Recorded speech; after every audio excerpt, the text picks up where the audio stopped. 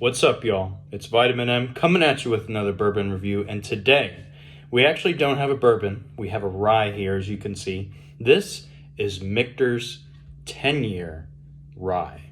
Now, Michter's has a very interesting history because it didn't even start out in Kentucky as we know it today.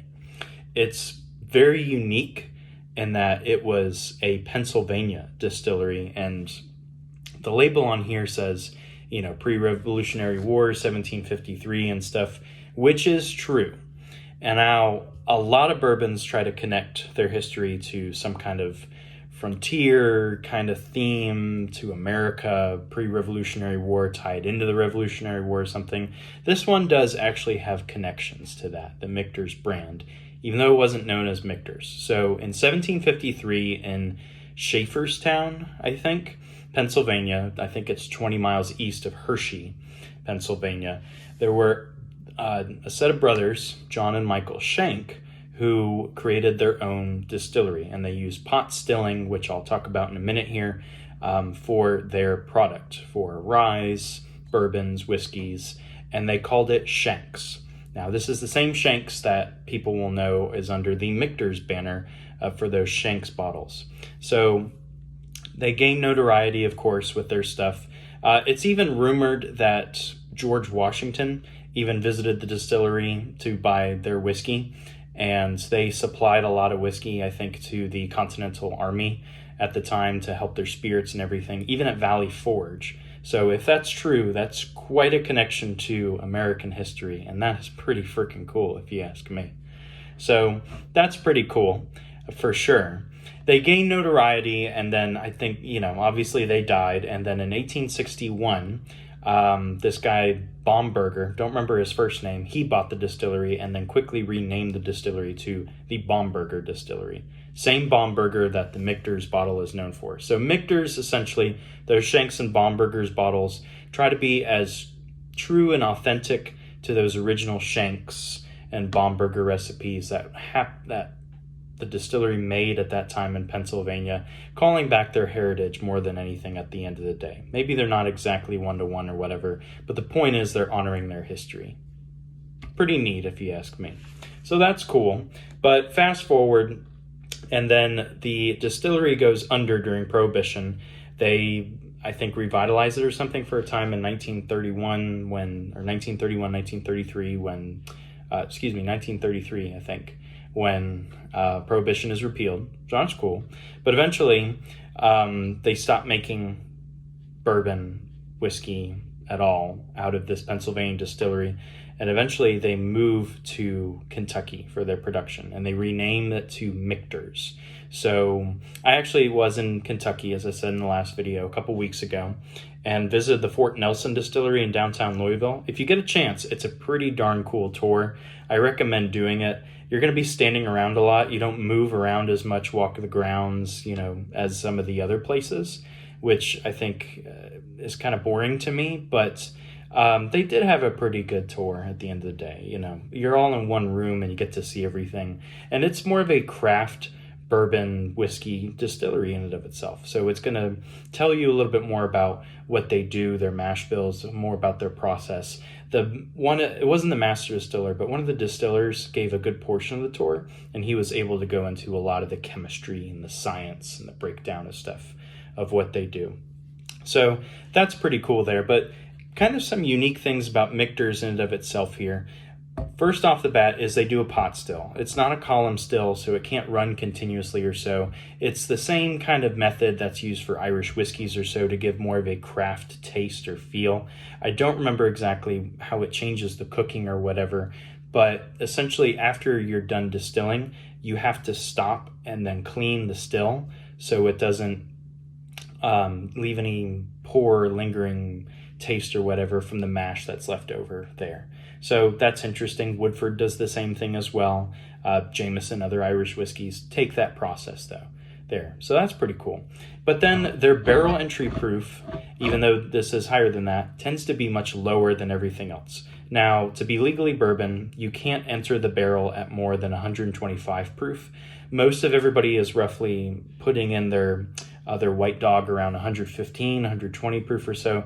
These guys tend to enter in at roughly 105, 104 proof or so. There's an exact number they gave, but I think it's roughly 105 because giving more water during that time allows that to, I guess, kind of break down the white dog in it as well, allows it to evaporate more to bring out more of the flavor rather than having to put water into the aged bourbon at the end when they dump the barrel, and then you have to water it down in order to be able to sell it at a proof that you want.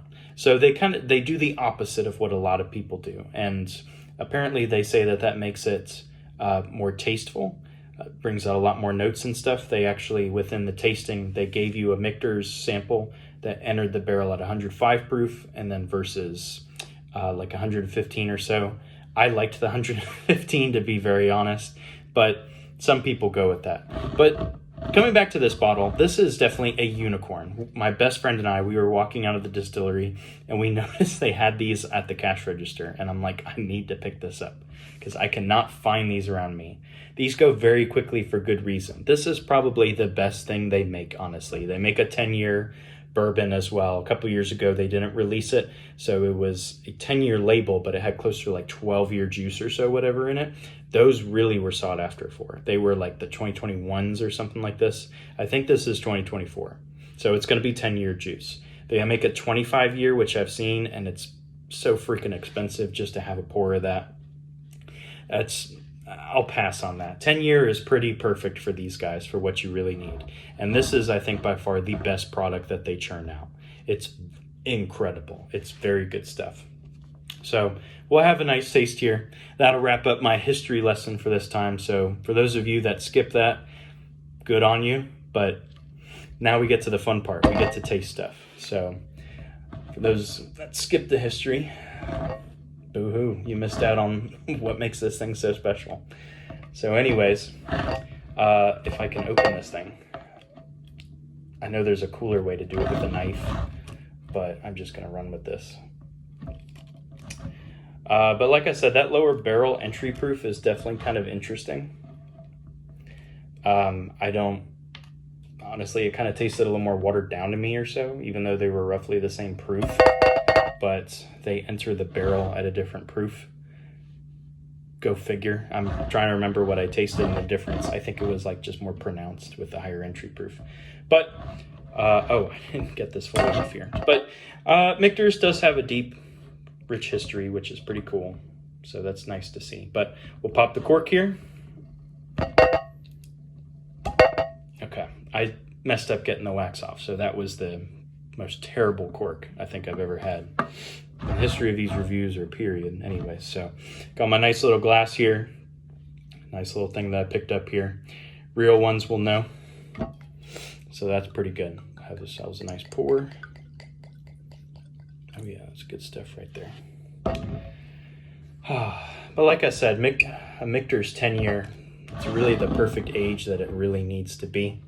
You don't really need a 25 or a 15 or something. It's cool if you find it, but for my money's worth, it's 10-year. That does it for me. There's a 10-year rye, 10-year bourbon, and a 10-year American whiskey I think they do as well. They're all great. This is by far the best one though. So take a look at the color. Bring that up to y'all. Lots of tings of red, so it's definitely closer to an amber color here. As you can see, that's pretty nice. Good looking stuff right there. Take a whiff on the nose. Won't be as pronounced as a Glencairn, but it's okay. Ooh, just good, crisp apple. Very much an apple pie crust kind of thing going on here. Very bready, lots of brown sugar, spices. Cinnamon apple a little bit. I mean, it's just an apple pie. I mean, this thing is just so incredible at doing that. Pie crust, kind of like, a little bit of like crescent roll and stuff like that. Good baked goods, I would say here. So that's pretty nice. A little bit of snickerdoodle too, so that's pretty good. But with that on the nose there, we'll take a sip, and we drink today because tomorrow we die.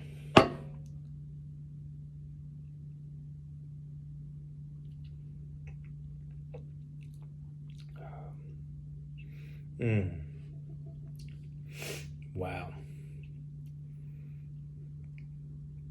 That's pure smoothness right on the tongue there. That's really good stuff. I'm picking up a lot of earthiness. I had a lot of chocolate before this, so that would probably do it.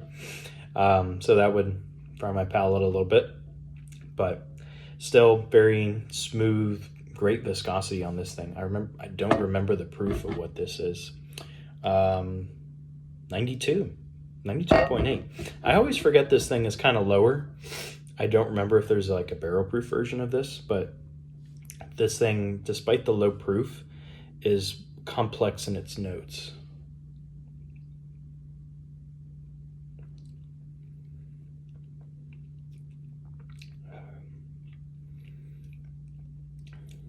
Lots of brown sugar, lots of apple, pear, that kind of fruit like that right on the tip of your tongue. Very peppery on the sides as a rye. It's still got a kick. That punchiness that's up front. It doesn't hit as much in the back. It finishes closer to a bourbon in the back. Just a good burn going down. When I was in Kentucky, I heard Kentucky Hug at every tour. And I turned to my best friend and I said, if I hear Kentucky Hug one more time, I'm going to punch somebody. They have to say it, so that's a joke, but it was pretty funny to hear that everywhere you went.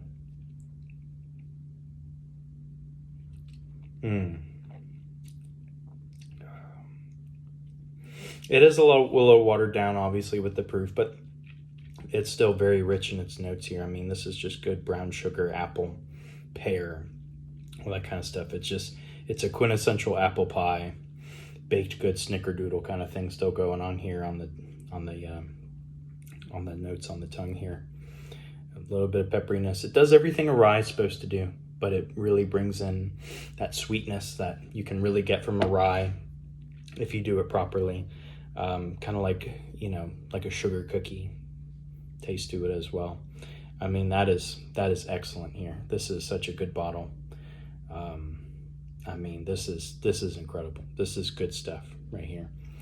There's a reason I call it the best bottle that Michter's makes, and it's just, oh man, that goes down so well and so smooth. So for my money's worth here, good luck finding this thing. This thing goes quick. It's a unicorn for a good reason. Everybody's looking for this one. All of their 10 years. So I think I paid like kind of close to MSRP for it. Like, I don't really remember what you really should pay for it. I think I paid close to 150, 200 or so for it. I wouldn't really pay a whole lot more than that, but just know that it's going to go for that because it's a very sought after bottle. It's very unique with what it is. A lower proof rye, but it hits all the rye notes that's supposed to with a lot of baked goods, baking spice. It's more of a baking spice pronounced note than the brown sugar, but it has all of that and does it very well for the viscosity that's at here. So with this being said, I will give this an 8 out of 10. An excellent pour. It's definitely one of the best ryes that you're ever going to come across. If you can find it, go all for it, but don't go absolute bananas for it, especially with a lot of the prices that you'll see on it, like 500 plus and stuff. It's like, no, it's not worth it. I don't know if any bottle is really worth like 200% or more of its asking price. So with that being said, great little bottle here, and thanks for joining me on this review. Cheers.